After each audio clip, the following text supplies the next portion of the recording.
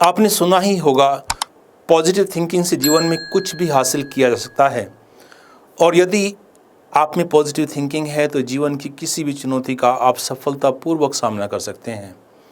इसके साथ ही यह भी सही है कि यदि व्यक्ति में पॉजिटिव थिंकिंग की कमी है तो जो जीवन में समस्याएं हैं वो बढ़ती बढ़ती चली जाती है।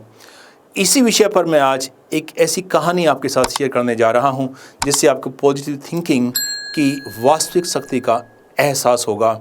और अगर आपने इसको ध्यान से सुना तो आपके जीवन में इससे बहुत मदद मिलेगी। चाहे आप एक स्टूडेंट हो, चाहे आप एक अभिभावक हो, चाहे आप कोई भी एक सामान्य व्यक्ति हो, अगर आपने इस मैसेज को समझा जो मैं आपके साथ शेयर करने जा रहा हूं, तो आपकी लाइफ में सकारात्मक दृष्टिकोण बनता जाएगा और सफलताएं आती जाएगी। एक बहुत समय पहले की बात है। डेजर्ट मीन्स रेगिस्तान में एक चिड़िया रहती थी। डेजर्ट है, थोड़ा पानी था, घास फूस भी नहीं था और झाड़ियाँ थी, झाड़ियों में पत्ते भी बहुत कम थे। तो वो चिड़िया दुखी दुखी रहती थी। उसको लगता था कि जीवन में समस्याएं ही समस्याएं हैं और कुछ अच्छा होने वाला नहीं है। तो हर रोज़ जब ईश्वर उसको देखने आता, जब हमारा भगवान उसको देखने आता, चाहे आप किसी भी धर्म के मानने वाले हो, आपको पता है कि ईश्वर की नज़र हम सब पर बनी रहती है। हम कुछ भी करें, ईश्वर हमें देखता रहता है। तो हर रोज़ ईश्वर अपने बंदों को देखने आता है, अपने जीवों को देखने आता है। तो चिड़िया को भी देखने आता और उसको दुखी दुखी पाता।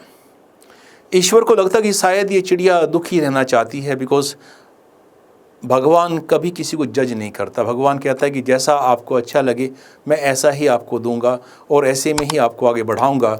यदि आप खुश है तो मैं आपको खुशी दूंगा, यदि आप दुखी है तो मैं आपको और दुख दूंगा। बिकॉज भगवान मानता है कि कुछ व्यक्ति खुश होना चाहते हैं, उनको अच्छा लगता है, कुछ व्यक्ति को दुखी होना अच्छा लगता है। आपने जीवन में ऐसे बहुत सारे व्यक्ति देखे होंगे जो 24 घंटा दुखी दुखी रहते हैं, चाहे कुछ भी आए, कितना भी अच्छा मौसम हो, कितना भी अच्छा दिन हो, सफलता भी हो, फिर भी जीवन में निराशा ही भरी रहती है।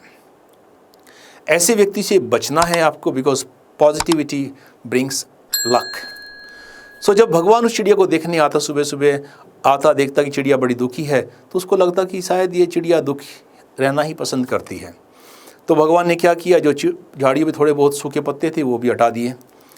नेक्स्ट डे आया, फिर देखा चिड़िया और दुखी है, तो जो झाड़ी थी वो झाड़ी भी उसने ख़त्म कर दी। थर्ड डे भगवान आता है, फिर देखता है कि अच्छा चिड़िया तो अभी और दुखी हो गई है, शायद चिड़िया और दुखी होना चाहती है। तो उसने जो पास में थोड़ा सा पानी का स्रोत था, उस पानी के स्रोत को भी सुखा दिया। चिड़िया और दुखी हो गई। जब नेक्स्ट डे गॉड फिर देखने आता है तो देखता है कि चिड़िया और दुखी है, तो उसने जो रेत है वहाँ पर, उसका टेम्परेचर पहले नॉर्मल था, उसको गर्म कर दिया। चिड़िया भी उस सब चीज़ों को सामना कर रही थी, चिड़िया भी उसको झेल रही थी।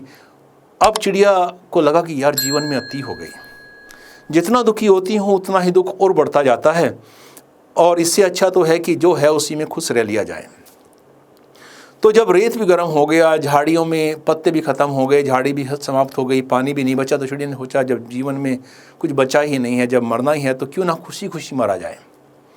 तो चिड़िया मुस्कुराने लगी, चिड़िया चहचहाने लगी। नेक्स्ट डे भगवान आता है, उसको देखता है कि चिड़िया तो खुश है, तो उसकी खुशी को बढ़ाने के लिए उसने पानी का स्रोत ले आया। नेक्स्ट डे फिर आता है भगवान देखने के लिए, देखा कि चिड़िया तो और खुश है, जो रेत गर्म किया था उसको भी नॉर्मल कर दिया। फिर चिड़िया और खुश मिली भगवान को नेक्स्ट डे, तो उसने झाड़ियों को वापस ले आया, उसमें पत्ते आ गए।